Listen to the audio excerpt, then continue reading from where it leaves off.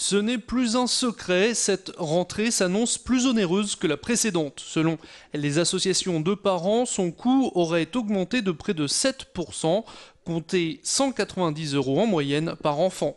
Les hypermarchés restent les magasins les moins chers pour acheter des fournitures. En revanche, ce sont dans ces hypers, justement, que les prix augmentent le plus cette année selon l'association Famille de France. Le prix du papier est montré du doigt pour expliquer cette hausse, une hausse qui pousse acheteurs et vendeurs à s'adapter. On essaye aussi de faire plaisir aux enfants avec leur goût et puis on regarde aussi les promotions. On a regardé un petit peu ce qu'on avait déjà, ce qu'on avait encore, ce qu'on avait acheté l'année dernière et qui était dans les réserves. Ils sont augmentés parce qu'on a vu les trousses de l'année dernière, ils étaient à 4 €, maintenant ils sont à 6 €. Je regarde les prix, je prends le moins cher. J'essaie de faire aussi pour eux ce qu'ils aiment bien comme dans les cartables. Puis par contre, on prend moins cher pour les cahiers, les stylos. Voilà. Comme ça, ils ont la marque sur eux et dans le cartable, on voit pas trop, quoi. On fait avec son porte-monnaie aussi. Aussi pour contrer l'augmentation du prix du papier qui est très significative depuis 2 ans. Donc effectivement, on a augmenté notre gamme de produits à marque propre, marque distributeur. On est passé de 300 références à 400 références, par exemple, de façon à permettre aux gens d'avoir un petit peu plus de choix. C'est vrai que des fois, entre un stylo de marque nationale et le produit très proche ou équivalent en Carrefour, il peut y avoir jusqu'à 20 ou 30% d'écart. Donc ça permet aux gens de gérer au mieux leur budget.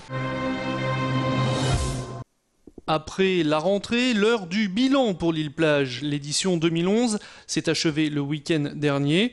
On craignait une hécatombe à cause de la météo. Effectivement, la fréquentation est en baisse avec 27 000 visiteurs contre 35 000 en 2010. Du côté du Beffroi, on promet de tirer les leçons de cette 6e édition pour mieux prévoir celle de l'année prochaine. On a connu quelques difficultés liées au temps, liées à quelques orages, ce qui fait que la fréquentation est un peu moins nombreuse que l'année dernière, 28 000 par rapport à 35 000 pour l'île Plage, pratiquement la même pour l'île Ranch. Mais franchement, c'est pas ce que les Lillois mettent en avant en premier. Ils se sont sentis bien ici et donc je crois que cette édition est très réussie. On va un peu anticiper, donc je crois qu'on va augmenter le nombre des sports terrestres qui sont à côté de la piscine, à côté des 2 piscines, pour que même par un temps moyen, comme aujourd'hui, voire un temps un peu plus froid, eh bien, on puisse venir parce qu'il y a des activités terrestres qui vont très bien avec un temps moins favorable. Un pourcentage à Lille, 50% des enfants ne partent pas en vacances.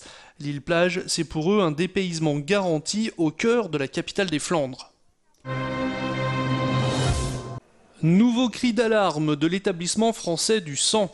Les stocks sont au plus bas. En cette 2e quinzaine d'août, ils atteignent à peine quelques jours pour certains groupes sanguins. Comme tous les étés, le stock est assez bas à cette période de l'année.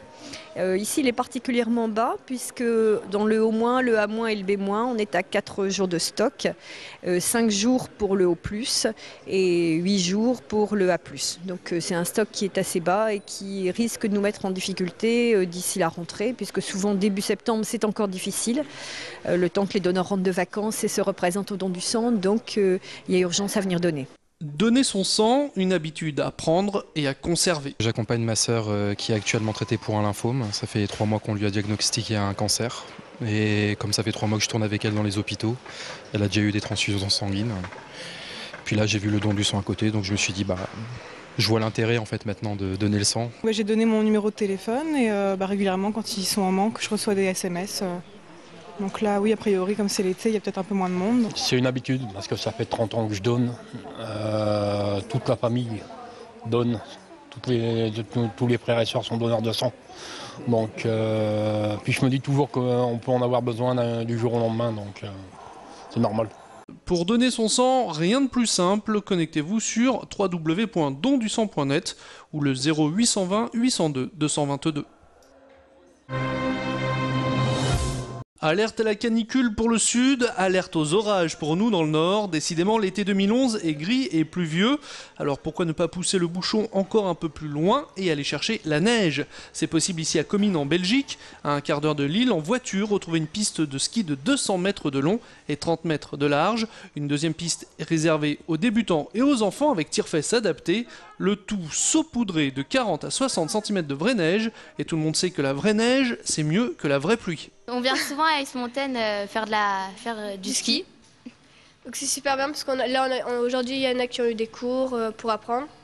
Après c'était bien parce qu'il y avait presque personne. Après c'est bien parce que dehors il fait chaud, chaud entre ça guillemets, rafraîchit. ça fait du bien. Ça change un peu des plages et de la campagne. Voilà.